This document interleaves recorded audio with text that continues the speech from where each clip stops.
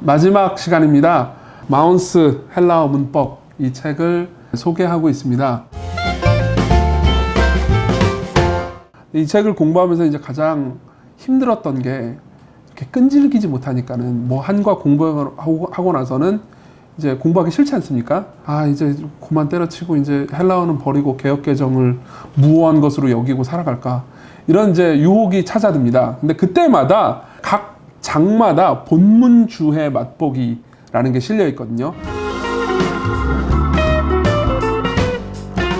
이게 아주 좋습니다. 왜냐하면은 원문으로 읽어낼 때만 알 수 있는 정보들을 제시를 해주고요. 그리고 본문을 통해서 하나님을 알아가는데 어떤 영향을 미치는지를 짧게 얘기해주면서 헬라어 공부를 계속할 수 있도록 자극을 해줍니다.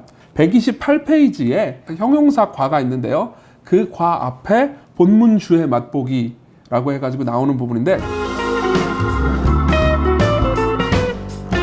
제가 읽어드리겠습니다. 예를 들어 마태복음 6장 13절에 나타나는 형용사 포네루, 악이라는 뜻이죠.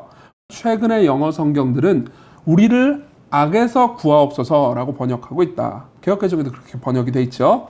하지만 이 형용사는 관사 to의 수식을 받아서 독립적 용법으로 사용되었으므로, 무슨 말이냐면은 독립적 용법으로 형용사가 사용되는 경우에는 형용사 자체를 하나의 명사처럼 활용을 합니다. 악한 존재, 악한 대상을 가리키는 거죠. 그래서 이제 이걸 해석을 할 때는 우리를 악에서 구하옵소서라고 해석해서는 안 되고 악한 자에게서 구하옵소서라고 해석을 해야 된다는 겁니다. 그러면서 이제 계속 이야기를 합니다. 이 두 가지 번역 사이에는 절대 작지 않은 신학적 차이가 존재한다.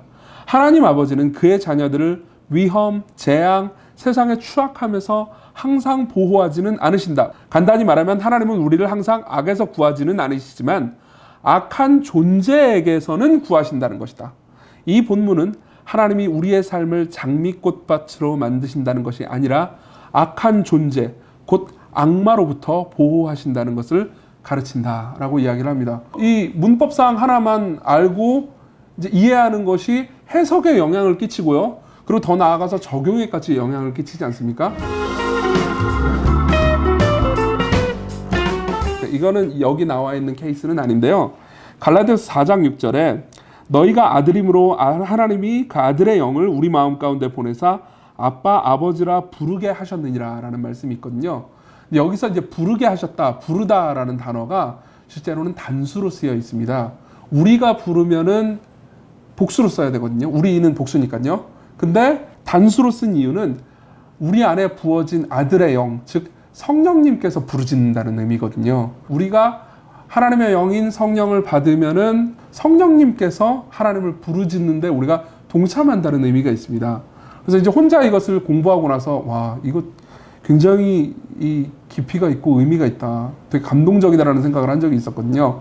이런 식으로 원어를 공부하면 개역개정만으로는 이해할 수 없는 여러 가지 뉘앙스의 차이라든가 의미의 깊이 같은 것들을 파악을 하고, 그리고 실제로 복음을 전하는 설교자들의 입장에서는 더 풍성한 내용을 많이 전할 수 있습니다. 그래서 이 책을 통해서 지치지 마시고 헬라어를 연구하셔서 하나님의 말씀을 전하고 그것을 또 기뻐하는데 도움을 받으셨으면 좋겠습니다.